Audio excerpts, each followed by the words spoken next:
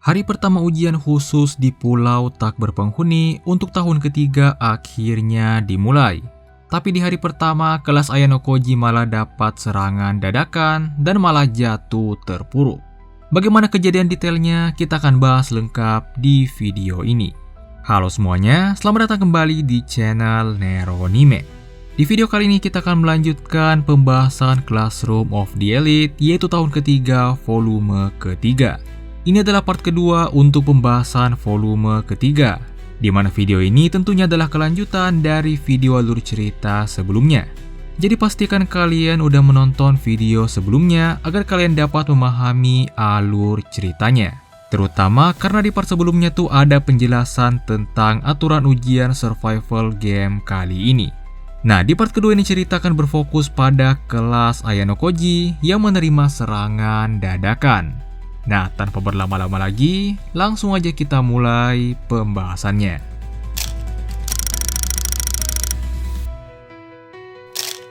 Berlanjut dari video sebelumnya, sekarang hari pertama ujian survival game akhirnya dimulai. Gak lama setelah ujian dimulai, laporan pertama dari Shimazaki pun terdengar. Ternyata itu adalah informasi identitas komandan kelas lainnya. Untuk kelas A ternyata yang dipilih sebagai komandan adalah Matsushita.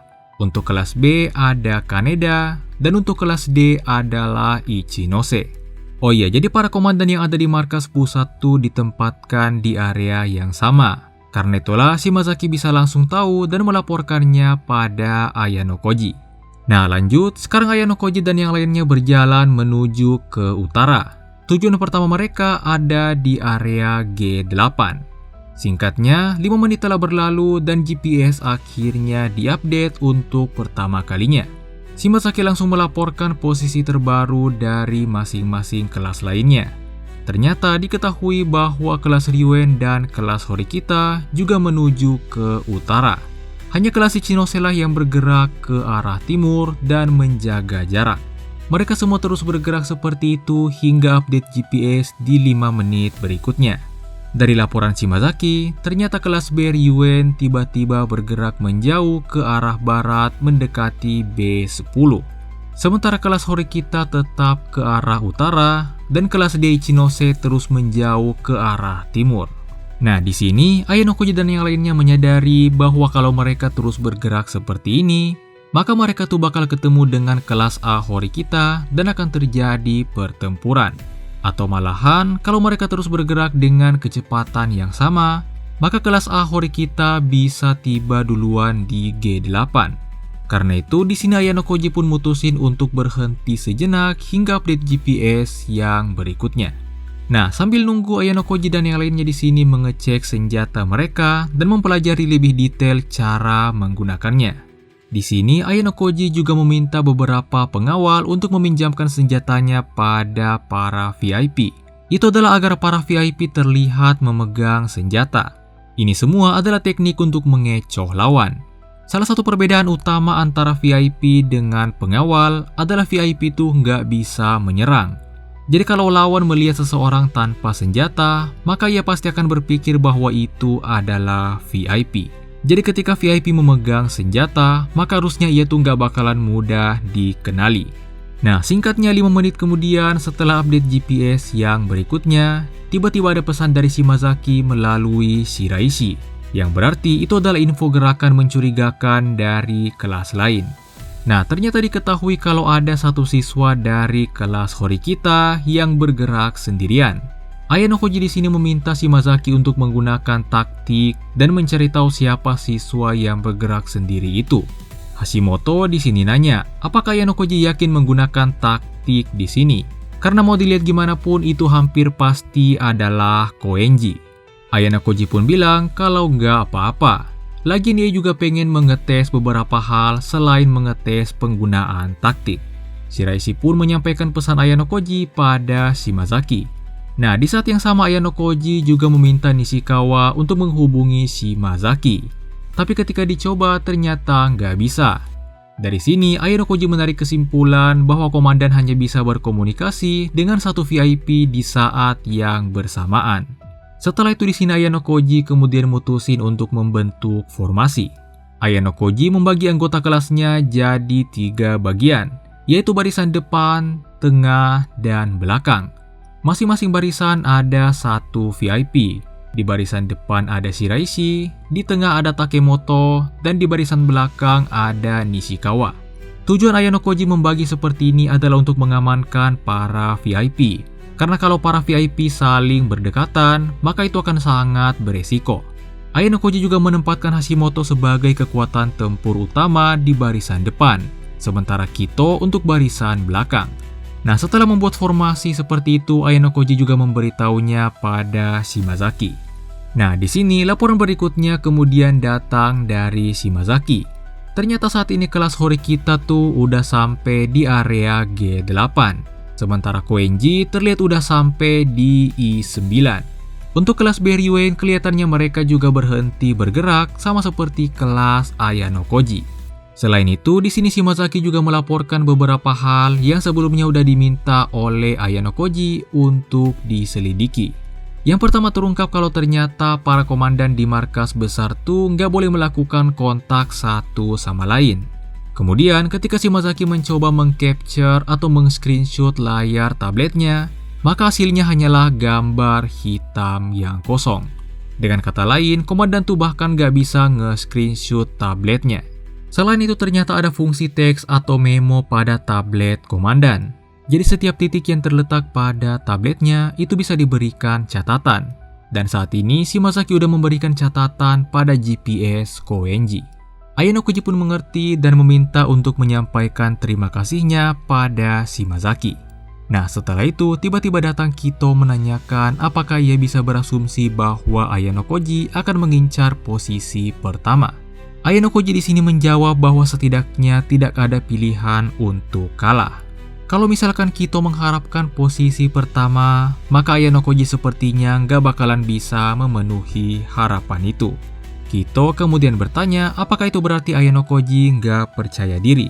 Tapi Ayano Koji menjawab bahwa bukan itu maksudnya. Ayano Koji di sini meminta perhatian teman kelasnya. Ayano Koji mengungkap bahwa posisi yang akan mereka incar di ujian kali ini adalah peringkat kedua. Ayano Koji berencana memberikan posisi pertama pada kelas Ichinose. Tentu saja teman sekelas Ayano Koji menanyakan alasannya. Nah, di momen ini, Ayano Koji berpikir bahwa inilah saat yang tepat untuk membongkar fakta mengenai kerjasama dengan kelas Ichinose pada teman sekelasnya. Tapi ketika Ayano Koji ingin menjelaskan, di sini Hashimoto menyadari niat Ayano Koji. Jadi ia tuh segera menghentikannya.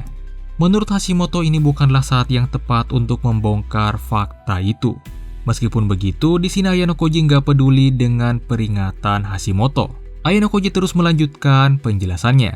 Akhirnya, ia pun menjelaskan bahwa untuk membawa kelas C naik sampai di kelas A, maka mereka tuh butuh strategi khusus. Dan ia percaya bahwa strategi itu adalah kerjasama dengan kelas Ichinose.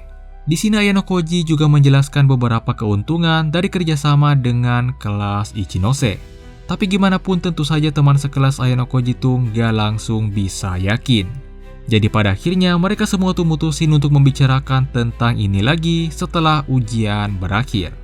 Nah, setelah pembicaraan itu di sini tiba-tiba Ayano Koji merasakan keanehan. Gak lama setelah itu tiba-tiba terdengar suara teriakan dari barisan belakang. Ternyata itu adalah dari kelas Beryuen. Jadi kelas Beryuen tiba-tiba muncul di dekat mereka dan melakukan serangan mendadak. Semuanya pun di sini jadi panik. Ayano Koji segera memerintahkan untuk mundur dan menjauh.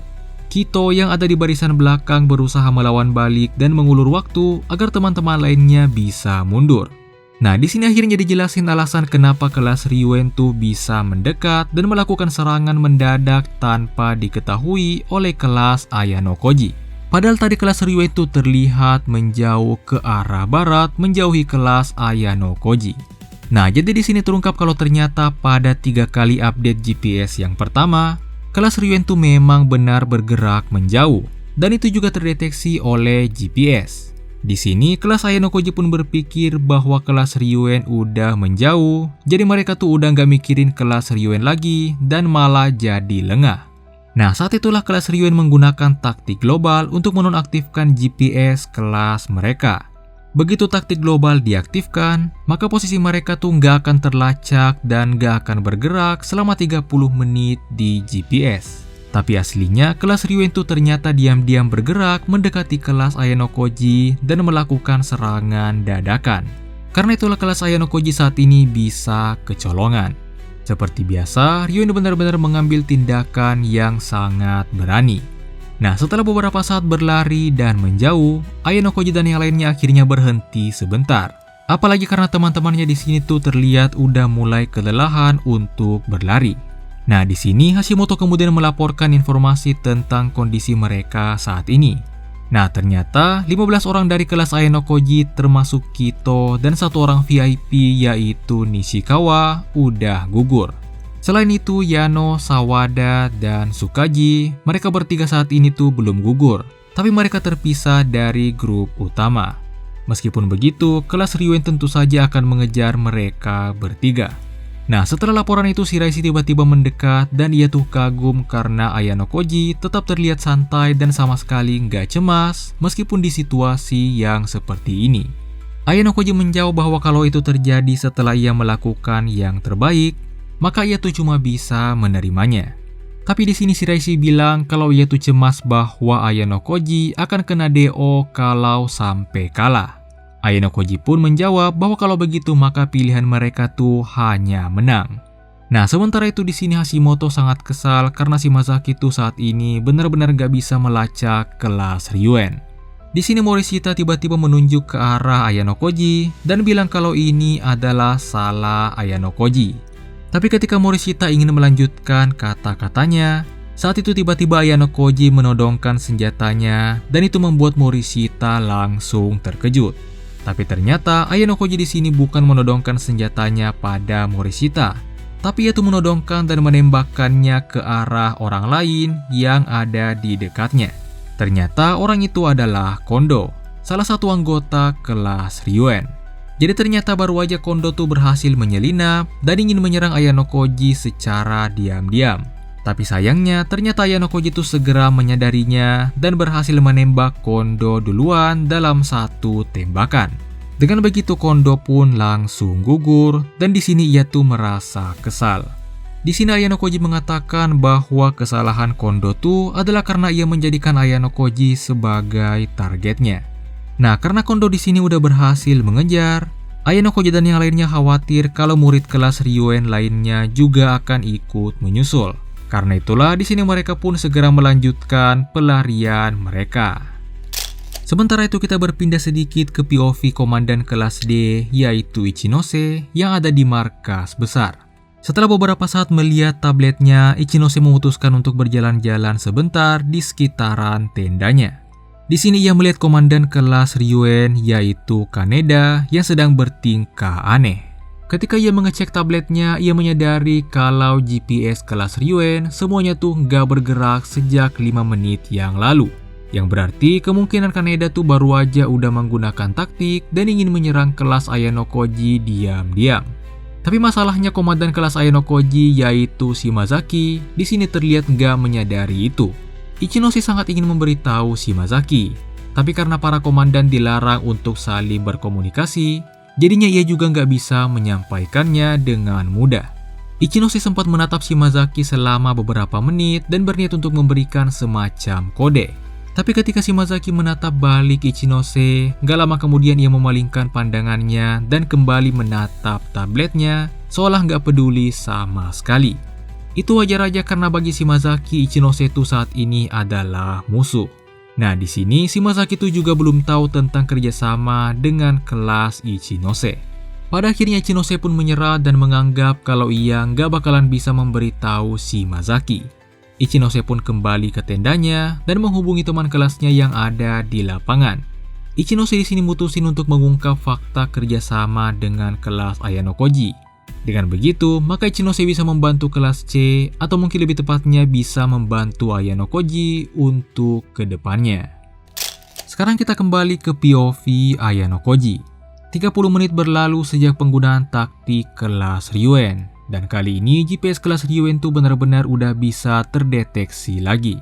Baru aja Shimazaki juga udah melaporkan kondisi terbaru dari kelas Ryuen. Ternyata mereka semua kebanyakan berada di F10. Beberapa orang dari kelas Ryuen tampaknya bergerak terpisah. Di sini Ayano Koji berpendapat bahwa kemungkinan grup yang terpisah itu adalah untuk menjemput para pengawal yang tadinya berpencar untuk melakukan serangan mendadak. Alasan kenapa jumlah mereka begitu banyak padahal cuma menjemput saja adalah untuk menyamarkan VIP. Setidaknya satu orang VIP harusnya ikut agar mereka semua tuh tetap bisa berkomunikasi. Nah, tapi makin banyak pengawal yang ikut, maka makin sulit juga untuk menemukan VIP di antara mereka. Nah, selain itu, Shimazaki juga melaporkan bahwa 3 orang yang tadi terpisah dari grup utama mereka juga udah gugur. Jadinya kondisi kelas Ayano Koji saat ini tuh ada 18 orang yang gugur dan 18 orang lainnya masih tersisa. Dengan kata lain, setengah dari mereka tuh udah gugur. Nah, dari 18 orang yang tersisa, 2 diantaranya VIP, 2 analis, dan 14 pengawal. Saat serangan mendadak tadi, ternyata 1 orang analis dan 1 orang mata-mata kelas Ayano Koji juga ikut gugur. Jadi baru aja Rokkaku udah diangkat menjadi analis yang baru. Untuk posisi mata-mata saat ini sebenarnya juga sedang kosong. Tapi saat ini Ayano Koji mutusin untuk memprioritaskan posisi pengawal dulu. Nah, dengan kondisi seperti ini, kelas Ayano Koji benar-benar udah menerima pukulan yang telak dari kelas Ryuen. Ayano Koji sadar kalau semua ini adalah kesalahannya yang udah lengah.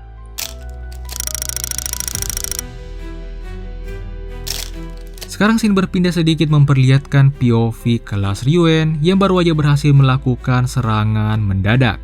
Di sini Ryuen memerintahkan untuk menjemput beberapa pengawal lainnya yang terpisah dari grup utama.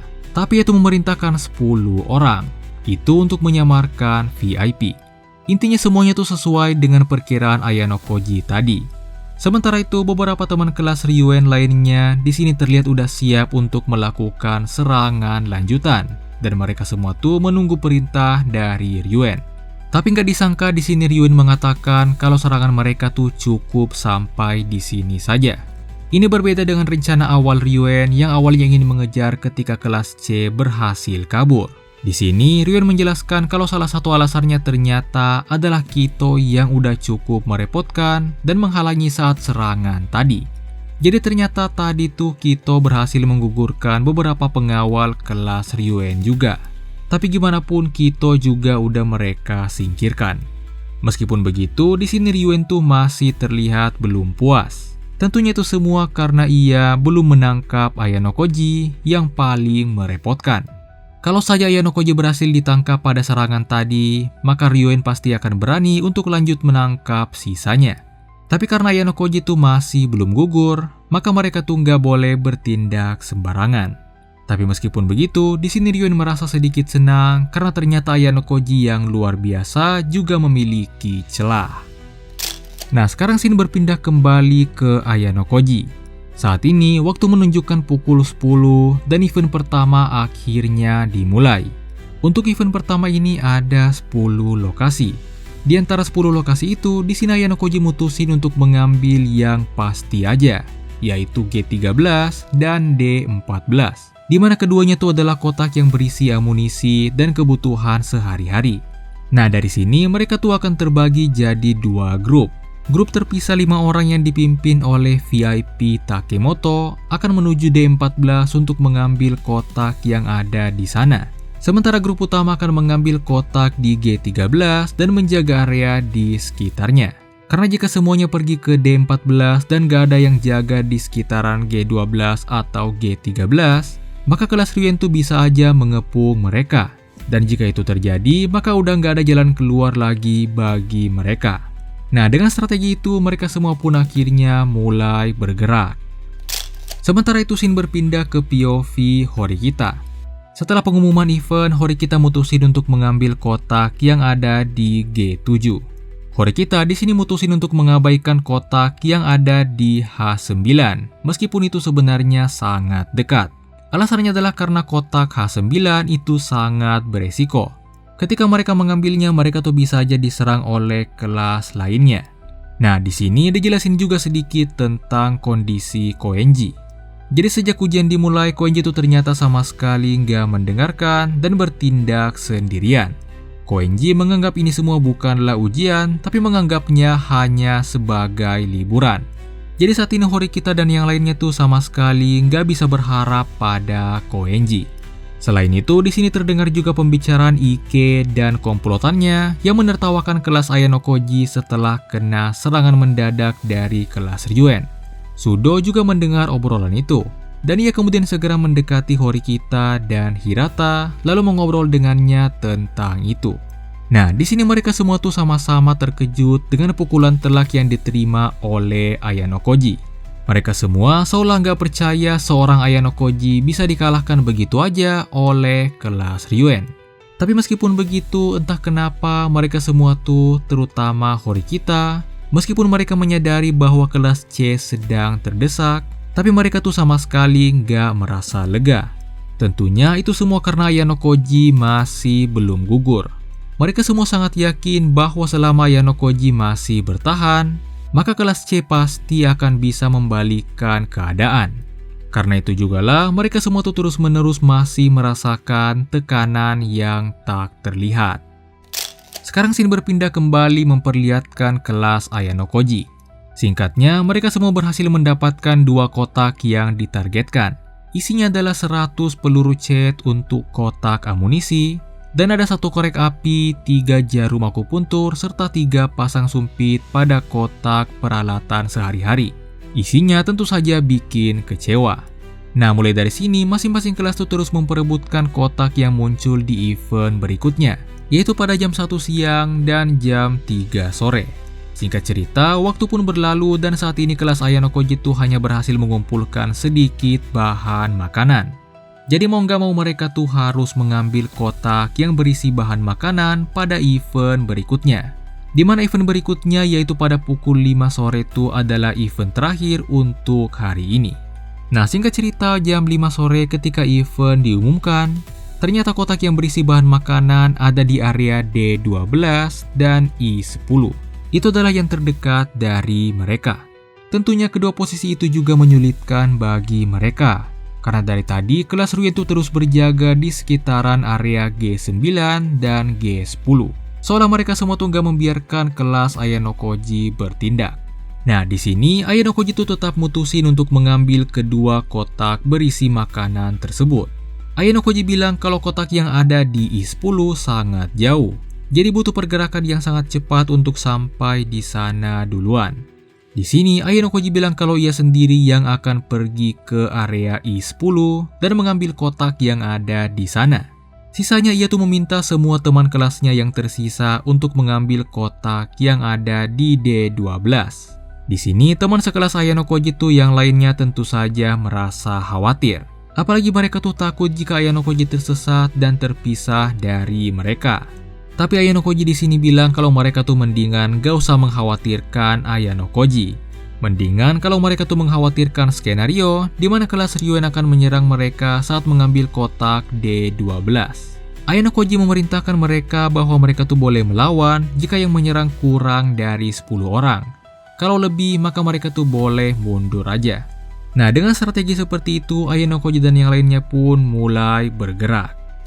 Singkat cerita, saat ini udah lewat pukul 6 sore. Saat ini Ayano Koji ternyata udah berhasil mengambil kotak yang ada di I10 dan kembali ke titik pertemuan mereka di F12. Ketika ia kembali, yang pertama menyambutnya adalah Hashimoto. Setelah itu, mereka kemudian mengecek isi kotak yang telah mereka dapatkan. Nah, karena ujian hari ini juga telah berakhir, jadi mulai dari sini mereka semua juga menyiapkan tenda dan makanan. Nah, singkat cerita, setelah mereka semua makan malam, masing-masing siswa menikmati waktu luang mereka.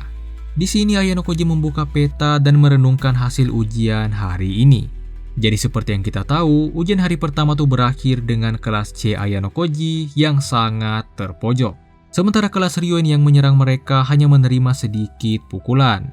Dan untuk 2 kelas lainnya, mereka tuh benar-benar berakhir dengan damai tanpa sedikit pun pertempuran. Di sini Hashimoto menyadari bahwa teman sekelasnya tuh benar-benar murung. Ia bertanya apakah Ayano Koji nggak pengen menyemangati mereka. Seperti misalnya mengatakan bahwa mereka pasti akan bisa menang atau semacamnya. Ayano Koji menjawab bahwa ia tuh nggak bisa mengatakan hal tanpa dasar.